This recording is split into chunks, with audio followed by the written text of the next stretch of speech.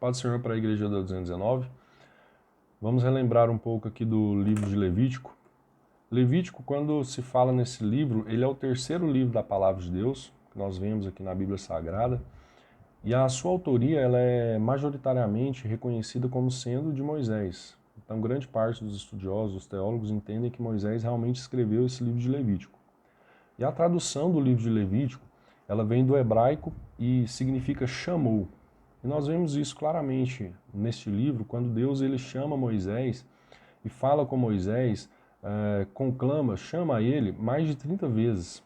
E Moisés ele é chamado a Deus, por Deus, e ele ouve aquilo que Deus quer falar ao seu povo. Então Deus ordena, passa a ordenar a Moisés tudo aquilo que ele desejava do seu povo. E onde então nós temos o contexto do livro de Levítico?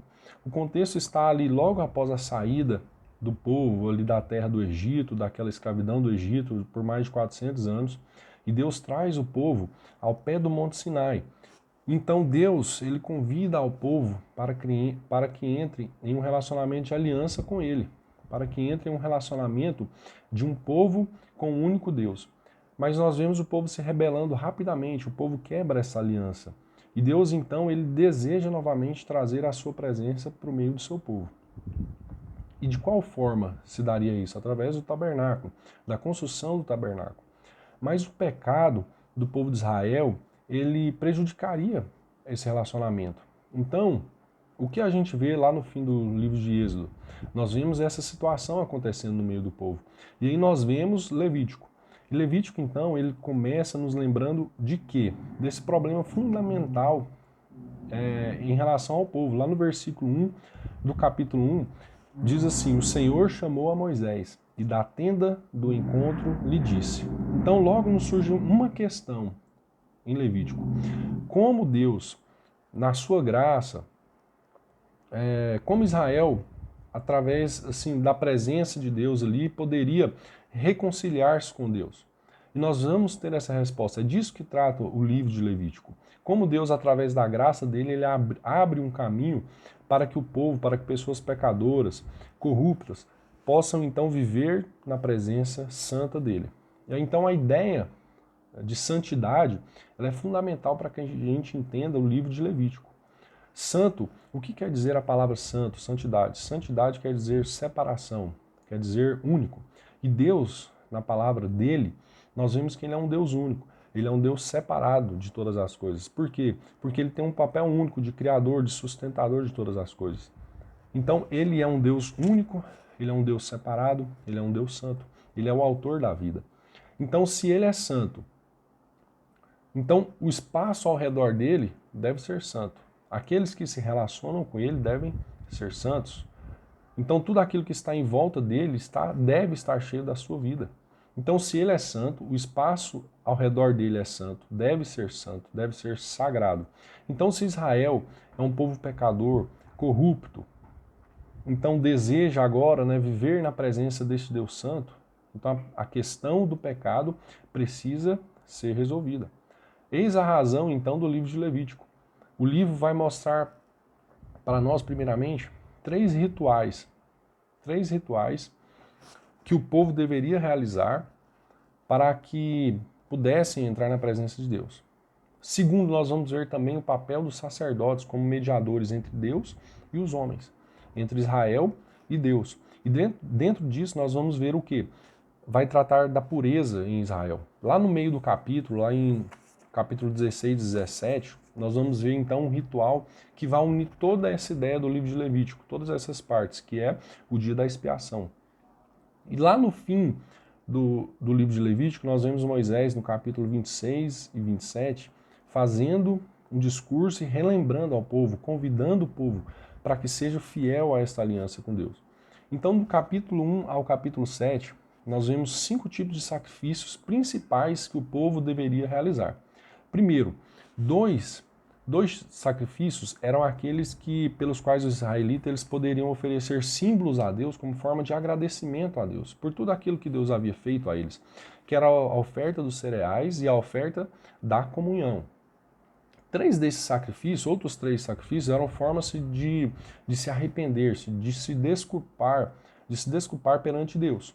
de pedir perdão a Deus. E essas eram as ofertas queimadas, as ofertas de purificação e as ofertas de restituição. Então, neste sacrifício eram oferecidos animais como forma de substituição, para que o pecado ele fosse expiado, para que o pecado ele fosse coberto. E por meio desses rituais, o povo ele estava se lembrando de quê? Diariamente eles se lembravam da graça de Deus, daquilo que Deus havia feito por eles. E ao mesmo tempo eles estavam se lembrando da justiça de Deus. E lá no capítulo 23 ao 25, nós vemos outros sacrifícios que se constituíam em festas anuais. E são relatadas a nós 7 festas anuais. Nós vemos o que? A Páscoa, o pão sem fermento, os primeiros frutos, as semanas ou Pentecostes, a festa das trombetas e o dia da expiação e o dia dos tabernáculos. E cada uma dessas festas contava uma parte da história que o povo havia vivido com Deus, daquilo que o povo havia passado desde a saída do Egito e aonde eles estavam.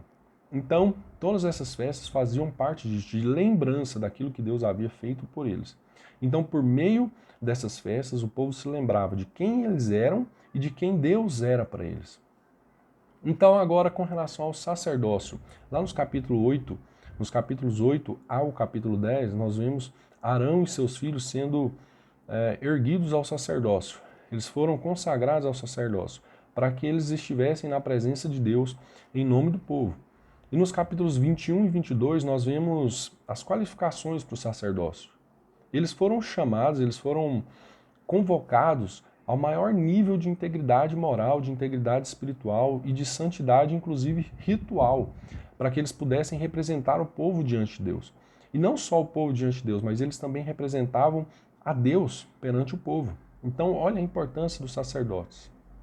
No capítulo 10, nós vemos, inclusive, essa santidade dos sacerdotes sendo mostrada como de tão grande importância quando nós vemos os filhos de Arão, Nadab e Abiú, violando essas regras.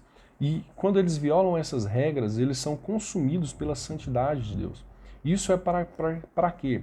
Para nos lembrar de que nós devemos viver na presença santa de Deus da forma como Ele quer. E que existe amor nessa presença de Deus, mas ao mesmo tempo nós vemos a justiça de Deus, que existe também. Por isso os sacerdotes eles deveriam ser santos, assim como também o povo deveria ser santo. No capítulo 11 ao capítulo 15, nós vemos a pureza ritual sendo exigida ao povo.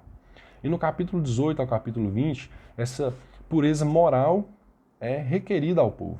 Como Deus é santo, o povo ele deveria estar em um estado de santidade para entrarem na presença de Deus. Isso era um estado de limpo ou puro. Toda essa santidade, toda essa pureza de Deus, ela estava fora do padrão do mundo, estava fora do padrão de qualquer outros deuses, outras nações. Então o povo que não estivesse dessa maneira, a pessoa que não estivesse dessa maneira, como Deus requeria, estava num estado de impureza, era um impuro ou imundo. E havia maneiras pelas quais o povo se tornava impuro, tanto na forma ritual ou de formas espirituais. Por exemplo, na forma ritual, as pessoas que tinham contatos com fluidos reprodutivos, com doenças de pele, quando tocavam em algum mofo, quando tocavam em algum corpo, algum cadáver. Então, tudo isso, quando nós falamos de impureza, de imundície, estava relacionado à morte, à perda da vida. O que nos leva novamente à questão da pureza e da impureza. Nós nos tornamos impuros, eu estou falando de Israel, naquele momento, eles se tornavam impuros quando eles tocavam a morte. A morte é o contrário da santidade de Deus. Porque a santidade de Deus ele é essencialmente vida. Então, esses acontecimentos, tocar essas coisas, eram coisas normais, faziam parte da vida cotidiana daquele povo.